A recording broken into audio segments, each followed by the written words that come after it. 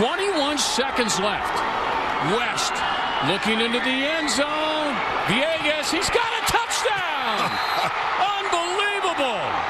How about that? The little crossing rub route. Thought they were going to throw the ball to the inside. Finds Sonny Villegas.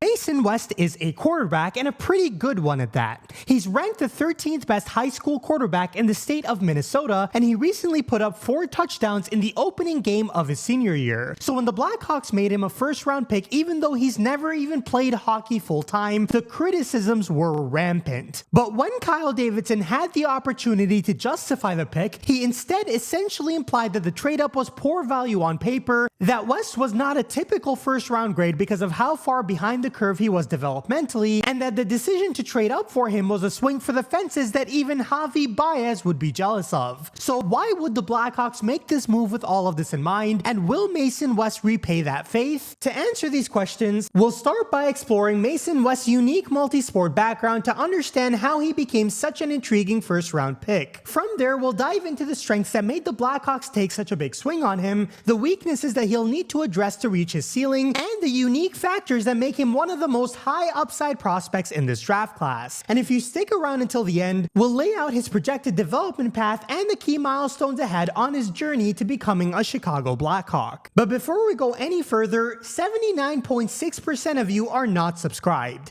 It's free, it helps me out a lot, and we're about to have a ton of brand new content that you will not want to miss. From more film reviews to NHL 26 content to Blackhawks coverage throughout the season to a whole lot more. So hit that subscribe button, and now that you've done that, let's talk more about the most recent first-round pick of the Chicago Blackhawks. Mason West grew up in a highly athletic family, and he played what he described as almost every sport when he was younger. His mother, Julie, played tennis growing up, and his father, Mike West, played both football and basketball before ultimately playing college basketball at Eastern Illinois University, where he was roommates with Sean Payton, one of the most legendary head coaches in the history of the NFL. Not only did this connection to an all-time great turn Mason West into an avid Saints fan, it also undoubtedly had to do with his passion for football. He's currently the starting quarterback for Edina High School, and last season, he put up 2,592 yards with 37 touchdowns and 4 interceptions. He finished with a 139.9 passer rating and received recruiting interest from Marshall University, Kent State University, Miami University in Ohio, and South Dakota State University. So it's fair to say that his football career has gotten off to a good start, but his hockey career has been on an even more astronomical trajectory. Mason West's connection to hockey started early, as he grew up a Blackhawks fan thanks to his father, who was raised in Chicago. Mason started skating at just 4 years old, which happened to be a year after the Blackhawks won the first of their 3 Dynasty-era cups. Do you feel old yet? He quickly emerged as one of Minnesota's most promising young hockey talents. In 3 seasons of high school hockey, he put up 51 goals and 63 assists for 114 points in 91 games. He won a state championship in hockey 2 seasons ago and followed that up with an even better individual season during his draft year, as he tied for Edina's team lead in points with 49 in only 31 games while playing in all situations and wearing a C for the team. He then moved on to the Fargo Force of the USHL, where he put up 9 points in just 10 regular season games, which ended up being the highest points per game rate on his team this season. And so, as a 3-star recruit in football and a 4-star recruit in hockey, with multiple D1 offers in both sports, Mason West had a difficult decision to make about his future. And he took his sweet time to make that choice, eventually announcing a month before the NHL Draft that he would be focusing exclusively on hockey. And although that announcement came much later than NHL teams would have preferred, it was still undoubtedly the right decision. Now, don't get me wrong, Mason West is a good football player, but his ceiling in hockey is simply on another level. The main trait that currently sets him apart on the ice is his skating ability and the pace at which he plays. West's skating stands out both in mechanics and in pure output.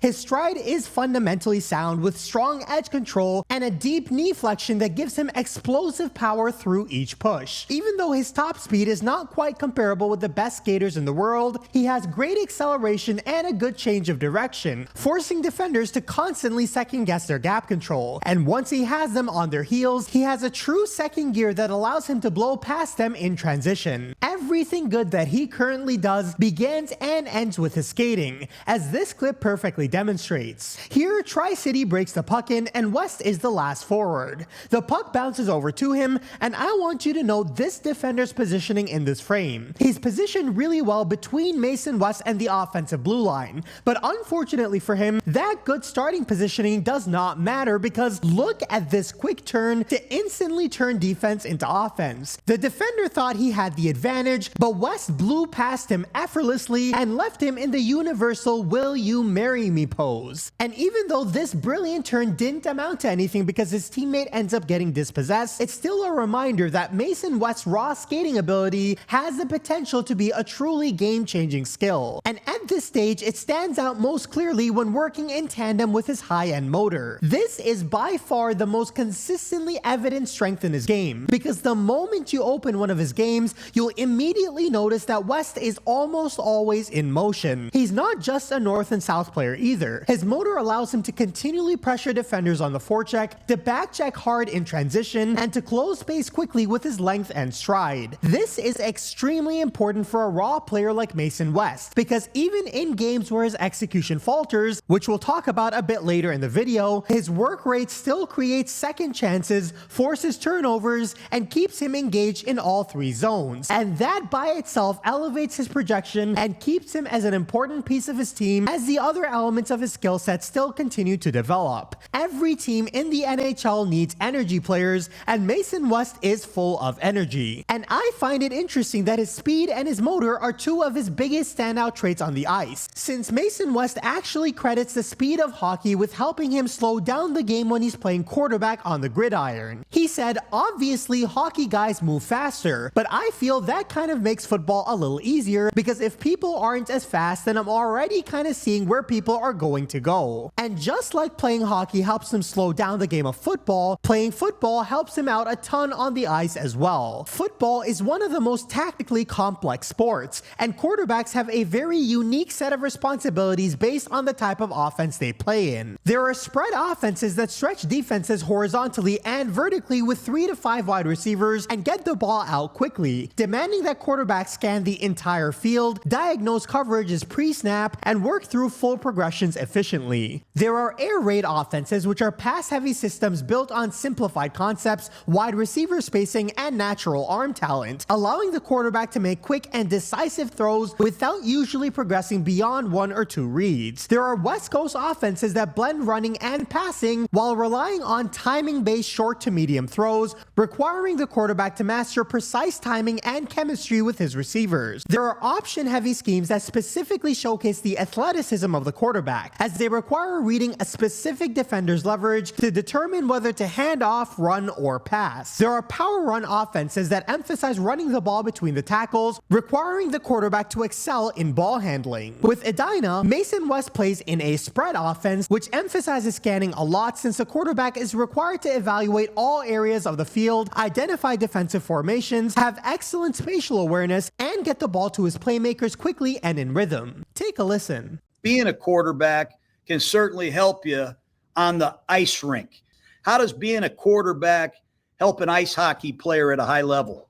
Yeah, I think it's all awareness. Obviously in hockey, there's a lot of things that happen in the game. There's a lot of those little quick passes that I think I do a good job of. I think in the football field, I really have awareness for the pocket, whether I need to roll out or kind of step up in the pocket, or I kind of know where pressures come, where the safeties are, if they're playing man zone or stuff like that. I think I do a good job of doing so. I can kind of translate into hockey, whether it's a power play, penalty kill situation, kind of where guys are coming from if they're running like a 1-3-1 or stuff like that. I think I do a good job of recognizing coverages, but also recognizing where guys are going to be. This self-assessment is very accurate because on the ice, West is extremely adept at scanning and identifying danger, open lanes, and developing plays. He is constantly surveying, constantly mapping the ice, and constantly preparing for what's coming next. He scans more than your girl at Costco, and in most instances, that habit leads to an excellent understanding of developing plays in all areas of the ice. In the defensive zone, West's constant scanning allows him to quickly read when opponents overload a certain area, so he can slide into the right spot to take away passing lanes or pick up an uncovered man. On this play, West is the third forward, and he uses his long reach to force the dump in. He then scans scans over his left shoulder, which is good, before going to his usual position of right wing in the defensive zone. But because he scans the ice while on the play, he identifies that an opponent is crashing the net, and if Fargo loses this board battle, he would have a wide open scoring chance. West smartly vacates the right wing position, which is not currently in any danger, to cover the middle of the ice instead and prevent that chance. But Fargo wins the battle anyway. With his team in possession of the puck, West immediately moves back to the near boards to be available for a breakout pass. The pass eventually does come, and West is in perfect position to use his body to protect the puck and find a teammate on the backhand to facilitate a clean breakout. This scanning also shows up in the offensive zone, where he slips into open ice, reads his teammates' cycles well, fills empty lanes, and even very rarely pulls off incredible highlight reel passes. On this play, Mason West occupies two defenders behind the net in a board battle, but instead of forcing the puck up the boards or panicking under pressure, he whips a Patrick Kane-esque no-look backhand tape-to-tape pass. With one decisive play, he single-handedly creates a grade A chance out of nothing and ends up getting a secondary assist for his troubles. In another sequence, a fluke bounce off a stanchion drops the puck right to his stick, and most players in this situation would simply try to funnel the puck back towards the net to catch the goaltender out. But because Mason West has already mapped out the ice, he knows that a better play is available, so he delivers a crisp cross-seam pass for a one-timer goal. Even though brilliant playmaking moments like this are relatively rare on his tape, they nonetheless show just how advanced his processing can be. His execution sometimes needs to catch up, but he's already anticipating plays before they happen and calmly turning chaos into scoring opportunities. That is rare for a prospect this raw, and it's why his scanning is such a central piece of his identity. Thank God for the sport of football. But it's also important to note that as things currently stand, this is more a tool that he's learning how to use rather than a polished strength. He's very good at seeing everything on the ice, but that doesn't always translate to the right final decision. This play demonstrates that perfectly because at first glance, it's the perfect culmination of all of the positive traits we've been talking about so far. Mason West explodes with quick strides into the forecheck and closes off an option for the opponent, forcing a bad pass to the middle of the ice that is intercepted. He then goes straight to the front of the net and tries to deflect the shot, but the goaltender makes the save. This one shift showcases great skating, tenacity, and net front ability, but from a bigger picture, it's also a really bad forechecking play from the Fargo forwards. Off the face-off, all three forwards immediately jump in aggressively on the forecheck, which isn't inherently a bad thing. But you can notice the left winger look towards his right, see his two teammates going full speed, and then slow down and move towards his left to prevent an easy pass up the boards. This is the correct play to make. That leaves one of the other forwards with the responsibility to seal off the opponent's backhand, while the third forward should stay higher up in the zone to maintain good defensive positioning. However, both Mason West and his center go full speed into the exact same area of the ice, both trying to seal off the opponent's backhand and both ending up behind the net when the pass is made. With three players now out of defensive position, Tri-City were just one good pass away from the world's easiest odd man rush the other way, but they were unable to make that happen. Fargo were extremely lucky on this play, and although this shift looks impressive in isolation, it also reflects how Mason West is still developing his decision making and feel for the game. And that is why Mason West is a true boom or bust prospect in every sense of the phrase. You may think that his floor is easy to define. After all, big, rangy, high energy forwards usually easily slot into the bottom of an NHL lineup. But the way he currently plays, that is actually not the case, because his energy and willingness don't always translate to positive value. On defensive zone breakouts, he sometimes drifts too high looking for an early transition pass, leaving his defense hemmed in without an outlet. There were several sequences where a defenseman had the puck deep in his own zone, but because West didn't position himself properly to provide an outlet, what should have been a simple breakout became unnecessarily difficult. On this play, Fargo's goaltender sends a good backhand pass to West, who's waiting on the defensive blue line. He controls the pass with his skates and then starts skating away, but completely leaves the puck behind in the process despite being under no real pressure. I assume he was trying to kick the puck to his stick and miscalculated the trajectory, but it's an inexperienced hockey play from an inexperienced player that makes a simple situation needlessly complicated. And even when Mason West does have clean possession, his situational decision-making and execution is still not very consistent. This play comes at the end of a power play, a situation in which puck possession is priority number one. West gets the puck on the point, makes a few stick handles,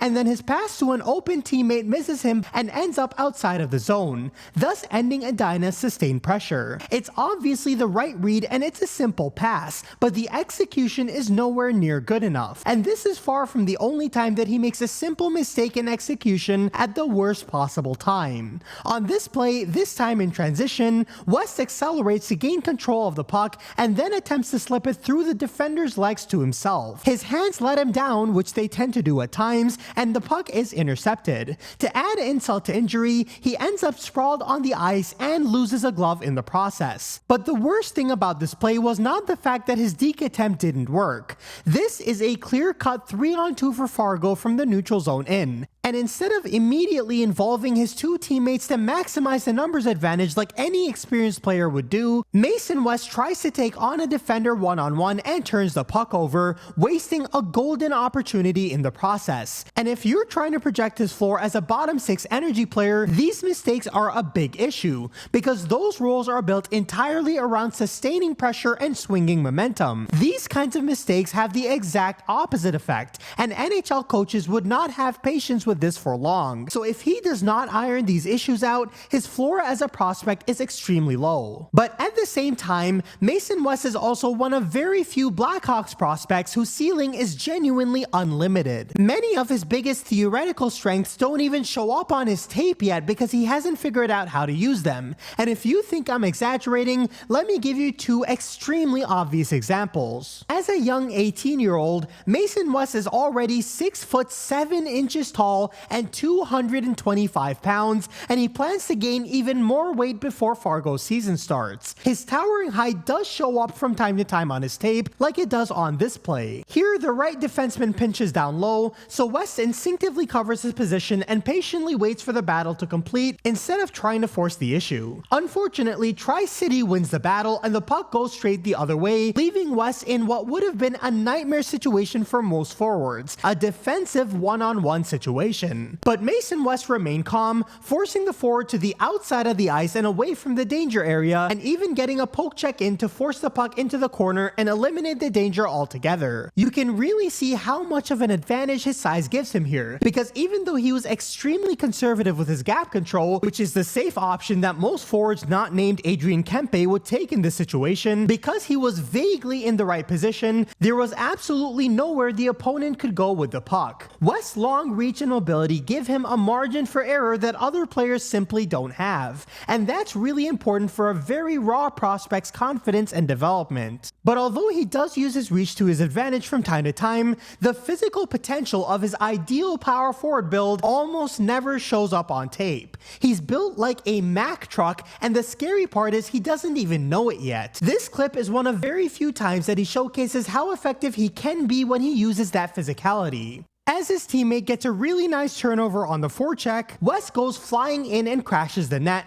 occupying and tying up two opponents in the process. That frees up his two linemates to connect on an easy cross-seam pass for a goal. This does not show up anywhere on West's stat sheet, but he was instrumental in making this goal happen. And even so, you can still see how uncomfortable West currently is at utilizing that tremendous frame. He plays extremely upright, he doesn't finish his checks, and he doesn't really realize how to use his body to dispossess players and to protect the puck. This is all easily coachable stuff, and it did show some improvement at the end of the season, but given his frame, this will be one of his defining features in the NHL. Once he learns to lower his center of gravity and use his frame as a weapon, he won't need to rely as heavily on his skating finesse and perfect reads. He'll simply be able to bulldoze through defenders and impose his will on the game. And that same concept applies to his shot, because it's it's arguably his most naturally gifted offensive tool. Mason West's release is quick, heavy, deceptive, and accurate, and it was extremely effective from every area of the ice in high school. At the net front, his hand-eye coordination was absolutely incredible, and from the perimeter, his quick snapshot routinely fooled goaltenders. But when he made his late jump to the USHL, his shot selection was still living in high school, with far too many low-danger attempts from the perimeter that were easily saved and killed possession. But with how clean those mechanics are, it's easy to see his scoring taking off once his shot selection and overall habits improve. And again, this is very easily coachable. As he starts to force his way into more dangerous areas of the ice with his physicality, his shooting will also become a more prominent weapon, and his offensive game will take a major step forward. In so many ways, Mason West is a prospect with immense untapped potential, but he has a long developmental road ahead to reach it. The last time the Blackhawks used a first-round pick on somebody this boom or bust was Sam Rinzel, who many fans now consider to be Kyle Davidson's best overall value pick. Now, of course, Rinzel and West are not similar prospects. I mean, Rinzel is a defenseman, West is a forward. Rinzel's weakness was defense, West's weakness is offense. Rinzel is lanky, West is built like a Zamboni, and so on. But they were both very raw prospects with pure potential, drafted earlier than most expected, almost straight out of high school. And even if Mason West doesn't exactly replicate Rinzel's remarkable development arc, there's plenty of reason to believe he'll still end up closer to his ceiling than his floor. He is an August birthday, one of the youngest players in this draft class, and was only about 6 weeks away from being eligible for the 2026 draft. He's also never focused exclusively on hockey, even admitting at the combine that he didn't realize it was his draft year for the majority of the season. And despite all of that, he showed tremendous shift-to-shift and game-to-game growth, and looked like an entirely different player in his last USHL regular season game than he did in his first. So yes, his wide range of outcomes would have worried some teams, but the Blackhawks have already proven to be more than comfortable with gambling on this kind of profile. But because he is so raw, his development path matters more than it would for a more polished prospect. So let's end the video by discussing what is next for Mason West. First of all, he'll continue playing football this season, as his senior year at Edina High School is already underway. He's hoping to lead his team to that long-awaited state championship just like he did in hockey. But if they go all the way, he'd miss a little more than 18 games at the start of the USHL season. The good news is he's already committed to hockey as his future, even promising to focus on hockey-specific physical training and skating as his football season goes on. Naturally, there's always the risk that a standout football season would tempt college programs to try to change Mason West's mind about hockey. His own football coach, Jason Potts, even told Scott Powers that schools are still reaching out. But West has been adamant about staying loyal to his commitment to hockey. During the pre-draft process, the Blackhawks front office asked him what he would do if he threw for 4,000 yards and 60 touchdowns this season and major Division I programs came calling. His response was simple. His only goal is to win a football state championship, and then his full focus will shift to hockey. And once he's done with football, he will complete the year with the Fargo Force in the USHL before moving on to Michigan State, which is one of the best developmental destinations in the entire hockey world. He'll be playing under Adam Nightingale, who helped turn Artem Levshunov from a very raw but toolsy player into the second overall pick, and whose brother, Jared, was recently hired as the head coach of the Rockford IceHogs. So the framework is set in stone for Mason West to maximize his own development and become the best player that he can be. And if he reaches that theoretical ceiling, the Blackhawks will have a franchise-altering talent. But what do you think of the gamble to trade up for Mason West, and where do you see his development taking him over the next several seasons? Let me know what you think, and I'll see you down in the comment section and in the next video. Until next time.